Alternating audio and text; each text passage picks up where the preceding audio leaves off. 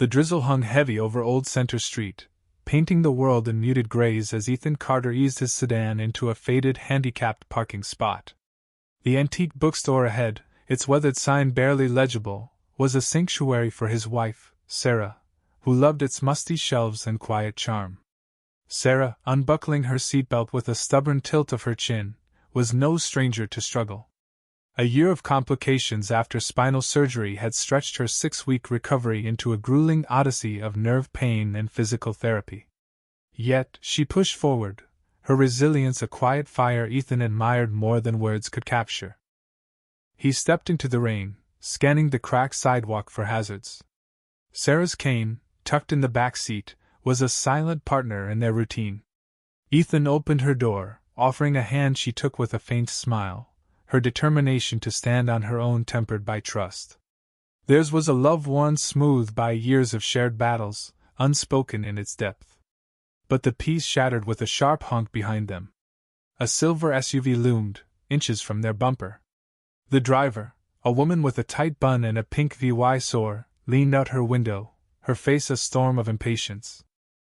"Move!" she barked, voice nasal and commanding. "This is handicapped only." Ethan pointed to the placard dangling from their mirror. "We're legal. My wife has a permit." The woman later known as Brenda scoffed, stepping from her SUV with surprising speed. "I always park here. This is my soft spot." Her heavy frame swayed as she advanced, eyes narrowed through the drizzle. Sarah, still half-seated, stiffened, gripping the doorframe. Ethan shifted, shielding her, his calm fraying. "She doesn't need a wheelchair to be disabled," he said, voice firm. "Step back." Brenda's sneer deepened. "You're faking it. I'm calling the cops. This is fraud." Sarah's voice cut through, tight with fury. "You think I'm enjoying this?" Brenda's reply was venomous. "You're just too lazy to walk a block." Ethan's stance hardened. "Back off. Now." Brenda raised her hands mockingly, then, in a flash, pulled a pepper spray canister from her bag. The hiss was instant, the orange stream striking Sarah's face. She cried out, collapsing into the car, hands shielding her burning eyes. Ethan roared, "Are you insane?" But before Brenda could respond, a broad-shouldered man in a hoodie materialized, tackling her with practiced precision. She shrieked, the canister clattering to the pavement as he pinned her down. "Don't move!"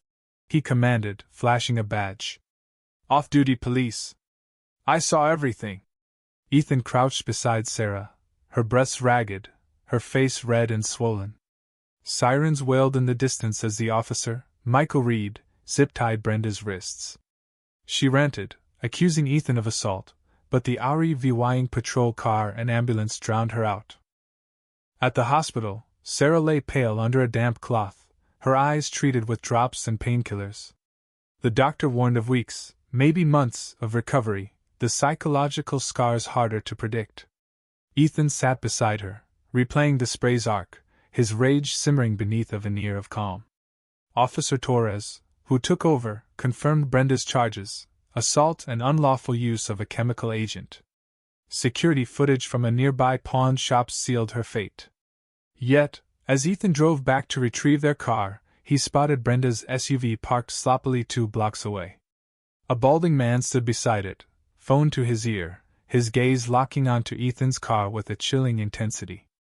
Ethan's gut twisted. This wasn't over. Back home, Sarah rested, unaware of the man's stare. Ethan didn't tell her, not yet. But 48 hours later, as he parked at the hospital to bring her home, a damp note was taped to his window. "Fraud. Abuser. Justice is coming." His heart raced, but he scanned the lot, finding no one. He checked the car for tampering, then helped Sarah inside, her cane tapping softly. On the drive home, he took back roads, eyes flicking to the rear VYEW mirror. At their mailbox, another note waited under a stone. "We see you." Ethan's blood ran cold. Someone was watching, close enough to know their routines. He called Torres, sending photos of the notes. The officer promised patrols, but Ethan sensed the strain: too many cases, too few resources. He fortified their home, cameras repositioned, deadbolts checked, motion lights tested.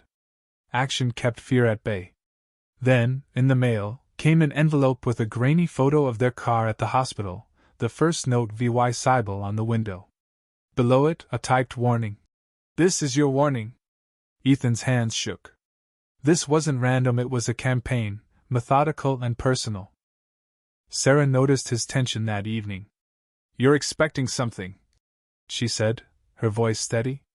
Ethan confessed the notes, the photo, the unseen eyes. Sarah listened, then asked practical questions: exits, emergency plans, defenses. Her resolve, unbroken by pain, steadied him. They became a fortress, moving cautiously, never taking the same route twice. Days passed quietly, a false calm. Ethan dared to hope, but Thursday night shattered it. A crash in the backyard sent him bolting outside, flashlight in hand. A figure in a hoodie vaulted the fence, vanishing into the alley. The security light was smashed, the camera shattered, and red spray paint screamed across the deck. "Liars! Thieves pay!" Sarah joined him, her cane a quiet sentinel. The police arrived, Torres among them, his face grim.